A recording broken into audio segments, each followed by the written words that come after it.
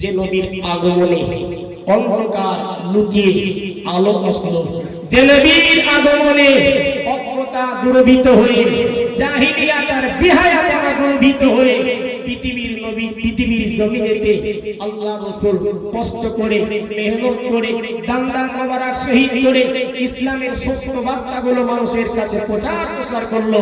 সেই নবী আনা স্টেজগুলোতে আজ নবী পাককে সামনে রেখে গানের সুরে গজল গাওয়া হচ্ছে না হয়নি বাবা? এই মুরব্বিয়ানেরা বলে মাধ্যমিক পরীক্ষা চলছে, তাদের এক্সাম চলছে, এদিকে গানের সুরে গজব চলছে। ভাইরা, আল্লাহ পাকের গজব আসবে না রহমত আসবে? আপনি যদি মনে করেন যে যেটা আমাদের যুবক তরুণ ছেলেরা করছে সেটাই ভালো, আপনি একজন বাপ অভিভাবক, আপনি তাদেরকে মানা যদি না করেন আল্লাহর কাছে আপনাকে জবাবদিহি করতে হবে।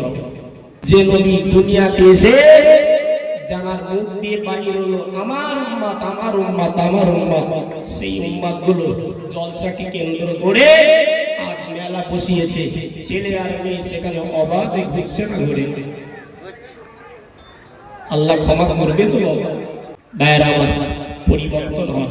আজকে দেখে এখানে কতজন শ্রোতা আছে, মাথা গুলে 15 জন 16 জন শ্রোতা আছে।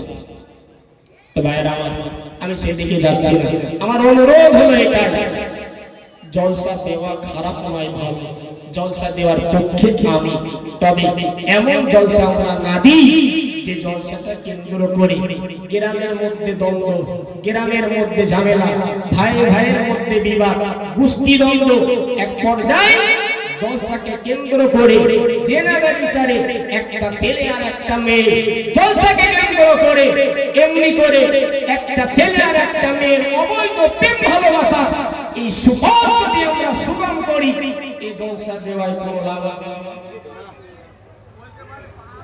কোনো লাভ আছে? কোনো লাভ নেই। আল্লাহ পাক এই অবৈধ কাজ থেকে আমাকে আপনাকে হেফাজত করেন, বলুন আল্লাহুম্মা আমিন।